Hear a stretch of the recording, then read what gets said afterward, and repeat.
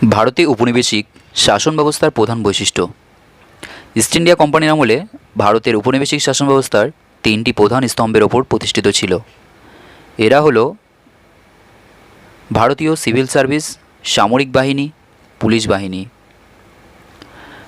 ভারতীয় civil service ICS ভারতে company শাসন প্রতিষ্ঠা হওয়ার পর থেকেই কোম্পানির ফ্যাক্টর, অ্যাপ্রেন্টিস, রাইটার প্রমুখ নিম্নপদস্থ কর্মচারীরা ব্যক্তিগত ব্যবসা, উপহার, দান বা ভেট প্রভৃতি নানান দুর্নীতিমূলক কাজে জড়িয়ে পড়েন।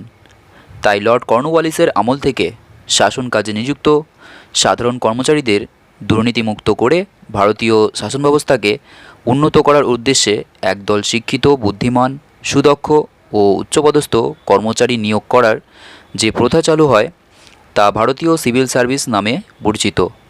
লর্ড কর্নওয়ালিসই ছিলেন ভারতীয় সিভিল সার্ভিস ব্যবস্থার প্রকৃত প্রবর্তক। প্রথম দিকে ইংল্যান্ডের অভিজাত পরিবারের ছেলেরাই ভারতের সমস্ত উচ্চপদে নিযুক্ত হতেন, কিন্তু 1853 সালের সনদ আইন অনুসারে ইংল্যান্ডে প্রতিযোগিতামূলক পরীক্ষার সফল প্রার্থীদের মধ্যে থেকে সিভিল সার্ভিসের কর্মচারী নিয়োগ করার সিদ্ধান্ত গ্রহণ করা হয়।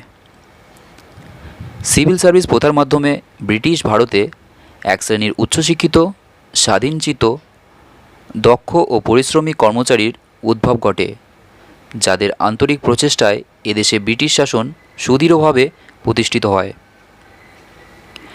এই জন্য ভারতীয় সিভিল সার্ভিসকে ব্রিটিশ শাসন ব্যবস্থার প্রধান স্তম্ভ বলা হতো। উপনিবেশিক শাসন কাঠামোকে দক্ষ ও দুর্নীতিমুক্ত করার জন্য লর্ড কর্নওয়ালিসের আমলে গৃহীত ব্যবস্থা।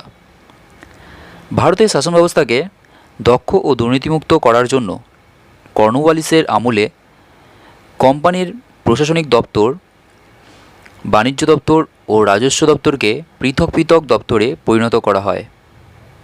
শাসন ব্যবস্থার পরিচালনা ও অন্যান্য বিভিন্ন বিষয় সম্পর্কে ভারতীয় সিভিল সার্ভিসের কর্মচারীদের দক্ষ করে তোলা হয়। সিভিল সার্ভিস সহ কোম্পানির সমস্ত কর্মচারীদের ব্যক্তিগত ব্যবসা নিষিদ্ধ করা হয়।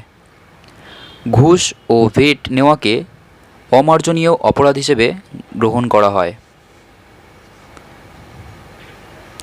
সিভিল সার্ভিসের কর্মচারীদের সচ্ছল ও সৎভাবে জীবনযাপনের জন্য তাদের প্রাপ্ত বেতন ও সুবিধা বৃদ্ধি করা হয়।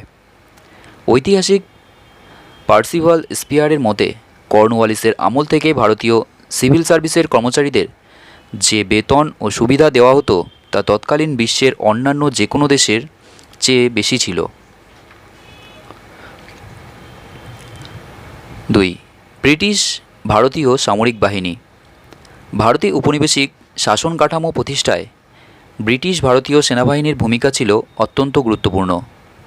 পলাশি যুদ্ধের পর থেকে সিপাহি বিদ্রোহ পর্যন্ত মাত্র 100 বছরের মধ্যে ইস্ট ইন্ডিয়া কোম্পানি যে অস্বাভাবিক দ্রুততার সাথে ভারত জয় করে তার অনেকটাই কৃতিত্ব ছিল কোম্পানির সুসংহত, সুশৃঙ্খল ও আধুনিক সমর বিজ্ঞানে দক্ষ ব্রিটিশ ভারতীয় সেনাবাহিনীরা।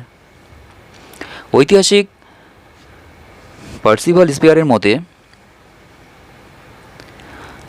ভারতে উপনিবেশিক শাসন কাঠামো প্রতিষ্ঠায় সিভিল সার্ভিস ভারতের গভর্নর জেনারেলের ডানহাত হলে সেনাবাহিনী ছিল তার বাঁ হাত।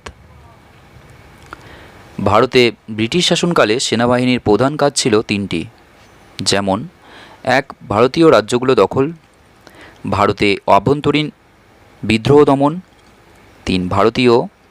ভারতে বিদেশি আক্রমণ প্রতিরোধ করা। এই সময় কোম্পানির সেনাবাহিনীর উচ্চপদস্থ অফিসার ও সেনাপতিরা সবাই ছিলেন ব্রিটিশ।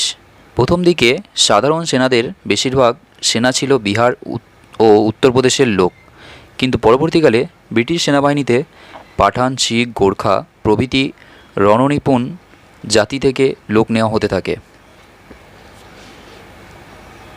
পুলিশ বিভাগ। পুলিশ বাহিনী ছিল ভারতে ব্রিটিশ ভারতীয় শাসন ব্যবস্থার তৃতীয় স্তম্ভ। এই সময় পুলিশের প্রধান কাজ ছিল দুইটি, যেমন কোম্পানির অধিকৃত অঞ্চলে শান্তিশৃঙ্খলা বজায় রেখে কোম্পানির স্বার্থ সুরক্ষিত করা এবং প্রয়োজন হলে সেনাবাহিনীর সহকারী হিসেবে কাজ করা। লর্ড কর্নওয়ালিস ছিলেন ভারতীয় পুলিশ বাহিনীর আধুনিকতার স্রষ্টা।